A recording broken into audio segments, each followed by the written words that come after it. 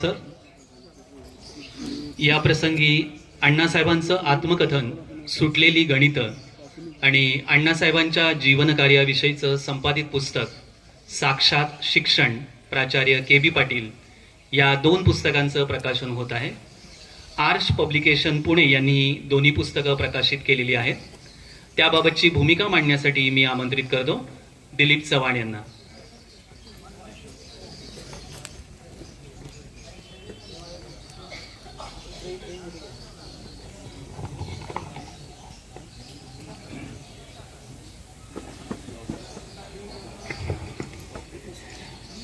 मंचावरील सर्व मान्यवर आणि बंधू भगिनींनो, जवळपास 10-12 वर्षानंतर धुळेकर नागरिकांशी संवाद साधण्याची संधी मिळालेली आहे आणि मला अतिशय आनंद आहे की ज्या कारणास्तव ही बोलण्याची संधी मिळाली ते फार महत्त्वाचं आहे.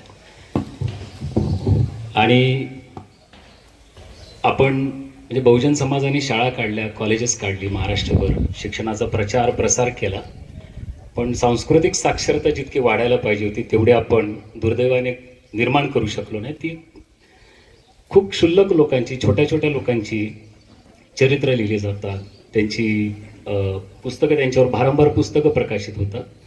पण बऱ्याचदा बहुजन समाजातली जी कर्तबगार माणसं आहेत, ज्यांनी खूप मोठं काम केलेलं आहे, त्यांची साधी नोंद सुद्धा आपल्या इतिहासामध्ये आपल्याला दिसत नाही. ज्यांच्या हातात लेखण्या होत्या त्यांनी आपापल्या छोट्या छोट्या माणसांची सुद्धा नोंदी करून ठेवल्या, पण आपल्या हातात लेखणी येऊन सुद्धा, शिक्षण येऊन सुद्धा, शाळा महाविद्यालय आपली असून सुद्धा आपण आपल्या माणसांचं साधं डॉक्युमेंटेशन करू शकलेलो नाही आहोत दुर्दैवाने.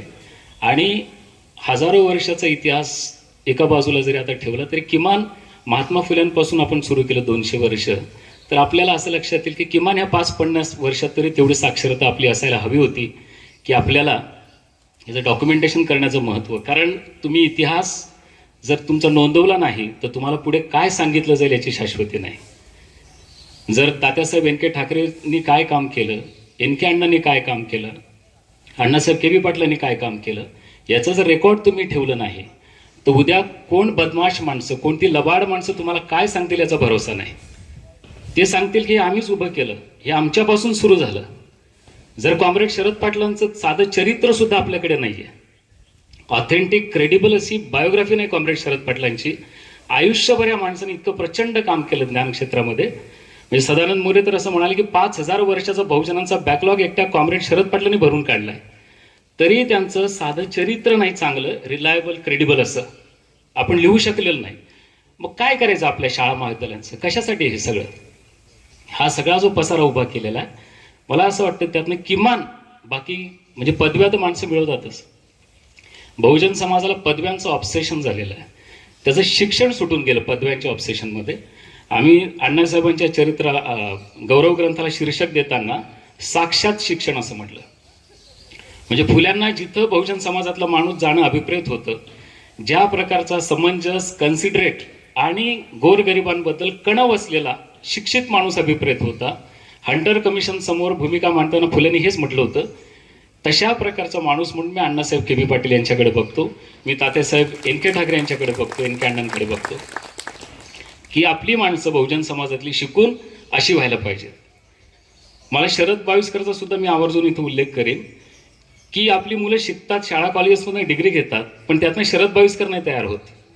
ज्या स्वतंत्र पद्धतीनं तो विचार करतो, जे तो मांडतोय, तत्वज्ञानात तो जितक्या खोलात गेलेला आहे, असा माझ्या स्वतःच्या आता 20-25 वर्षाच्या याच्यामध्ये मी सुद्धा अपवादात्मक असा विद्यार्थी बघितलेला आहे.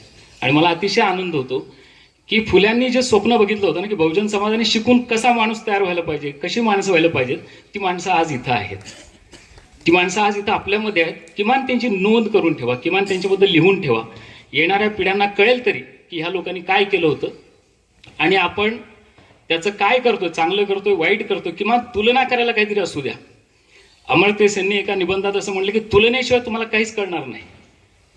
तुलना लोकांना आवडत नाही, तुलना लोकांना फार इरिटेटिंग, एम्बॅरेसिंग वाटते, पण तुलनेशिवाय सत्याचं दर्शन घडू शकत नाही. तुलना ही अनअवॉइडेबल आहे. तुलना केल्याशिवाय आपण नेमके कुठे आहोत आणि कुठे जाणार आहोत ते कळणारच नाही. आधीच्या पिढ्यांनी काय केलं, आपल्याला कुठपर्यंत आणून ठेवलं आणि इथून पुढे कसं जायचंय याचं कोणतंही भान हे तुलनेशिवाय कळत नाही. आणि तुलनेसाठी साधनं लागतात आणि ती लिखित पाहिजे. जे लिहिलेलं नाही तो इतिहास नाही, त्याला काही व्हॅल्यू नाही फारसं. मौखिक परंपरेत आपल्याकडे भरपूर खोटं नाटक काही सांगू शकतात लोक. आणि जिथं इतक्या भयंकर काळात आपण सगळे आहोत की जिथं गांधीजींपासून नेहरूंपासून सगळ्यांचं पुसायचे उद्योग चाललेले आहेत, तिथं तात्यासाहेब ठाकरे काय, एन के अण्णा काय, केबी अण्णा काय, कॉम्रेड शरद पाटील काय, ह्यांचं पुसायला किती वेळ लागणार ह्यांना. त्यामुळे काळ भयंकर आहे. ह्या काळामध्ये जतन करून ठेवणं, सांभाळून ठेवणं. जसं ग्रीक आणि रोमन संस्कृती आपापसातल्या संघर्षात संपल्या तर तिथले विद्वान तिथली चांगली पुस्तकं घेऊन पळून गेले होते. आणि ते जे ग्रंथ आज आपल्याला मिळतात सगळे सॉक्रेटिस वगैरे वाचायला, ते सगळे ते घेऊन गेले सगळे म्हणून आपल्याला उपलब्ध आहेत. आता ते उपलब्ध आहेत म्हणून संबंध युरोपला कळलं की आपली लिगसी काय होती. संबंध पाश्चात्य जगाला कळलं की आपण काय होतो आणि आपण काय झालेलो आहोत. तर ते कळावं याच्यासाठी ही 2 पुस्तकं अत्यंत जबाबदारीने, ही हौस म्हणून काढलेली पुस्तकं नाहीत, अत्यंत जबाबदारीने आणि अण्णासाहेबांसाठी पण नाही काढलेली, हे माझ्यासाठी आणि आपल्या सगळ्यांसाठी काढलेली आहे. त्यांच्यासाठी काय करायचं आता, त्यांचं सगळं सिद्ध करून झालेलं आहे. आपली जबाबदारी की त्यांची नोंद करून ठेवणं आणि लोकांपर्यंत देणं. मला हे करता आलं. अण्णासाहेबांचं ऋण मोठं आहे. प्राध्यापक म्हणून त्यांच्या हाताखाली मी घडलेलो आहे. एक दृष्टी त्यांनी दिली आहे शिक्षणाकडे बघण्याची आणि त्यातनं उतराई होण्याची सुद्धा एक संधी म्हणून मी याकडे बघतो. मला हे करता आलं, मला याचा आनंद आहे. आणि धुळेकरांशी इतक्या मोठ्या गॅपनंतर बोलता आले त्याचाही आनंद आहे. फार संवेदनशील गाव आहे आपलं. कोणी लग्न केलं तरी भावना दुखावतात आपल्या. मी आपला खूप आभारी आहे. थँक्यू. धन्यवाद चव्हाण सर. मंचावरील मान्यवरांना विनंती की आपण सुटलेली गणितं हे अण्णासाहेबांचं आत्मकथन आणि त्यांच्या जीवनकार्याविषयीचं संपादित पुस्तक साक्षात शिक्षण प्राचार्य, मंचावरील मान्यवरांना विनंती. आर्ष पब्लिकेशन पुणेचे दिलीप चव्हाण यांना विनंती की त्यांनीही मंचावर यावं.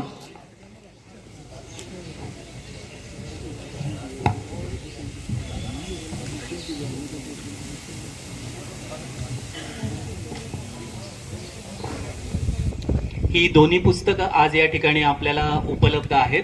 आपण ती विकत घेऊ शकता. विकत घेऊन अनेकांना सप्रेम भेट देऊ शकता.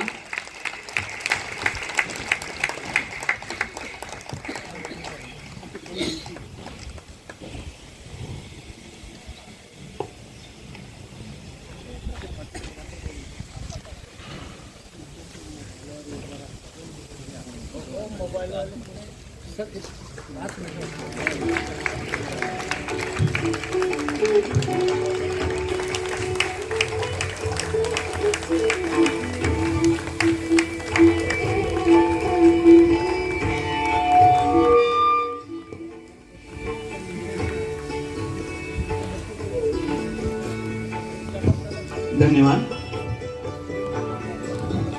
अण्णासाहेब प्राचार्य डॉक्टर के बी पाटील यांच्याविषयी